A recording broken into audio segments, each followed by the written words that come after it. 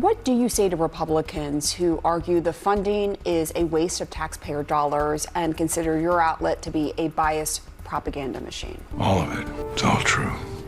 So NPR and PBS. I actually used to be a big fan of NPR back in the day, but since then, I've been asking for nearly 2 decades now, why the hell these two clearly partisan networks are still getting taxpayer money. Now it seems like we might actually be getting some justice on that front, with the CEOs of NPR and PBS doing their rounds in the Democrat media and echoing all the Democrat Party talking points. And of course, they're both out there denying that there's any left-wing or Democrat Party bias. Because why not lie when the truth is a barrier to your agenda? What do you say to Republicans who argue the funding is a waste of taxpayer dollars and consider your outlet to be a biased propaganda machine? Well, I would take those two things apart. Number one, 70% of all funding goes directly to local stations. NPR receives 1 to 2% of national funding. How about $0? On an annual basis, we're talking $3 million, $5 million. It's not much.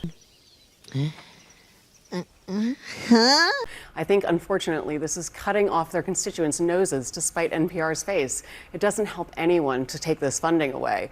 As far as the accusations that we're biased, I would stand up and say, please show me a story that concerns you, because we want to know and we want to bring that conversation back to our newsroom.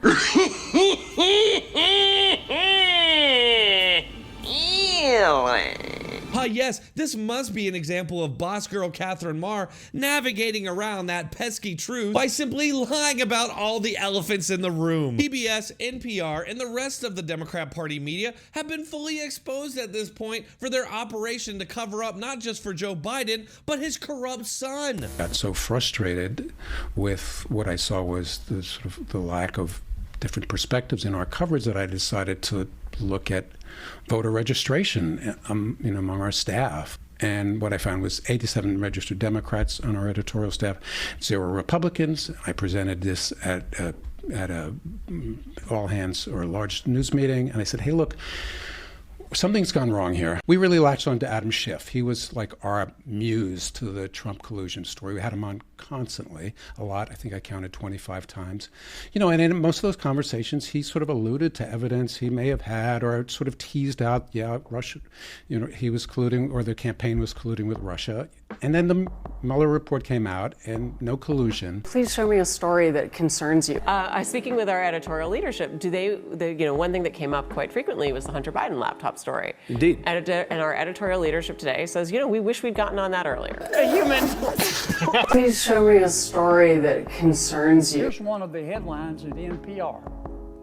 Arguments that trans athletes have an unfair advantage lack evidence to support. Trump embodies nearly every aspect of a racist. Another, The Nation, confronting Trump's coded racism. Trump's call for law and order a coded racial message. Critical race theory concerns shaped Louisiana's new social studies standards. Transgender boy tells mom it shouldn't be scary to be who we are. Biography examines how systemic racism shaped the troubled life of George Floyd. Please show me a story that concerns you. Christian nationalism support is strongest in rural conservative states. There is no neutral. Nice white people can still be complicit in a racist society. Ibram X. Kendi says no one is not racist. Scientists debunk lab accident theory. NPR is not biased in its coverage. Michael Avenatti, quote, a profile of the media savvy attorney.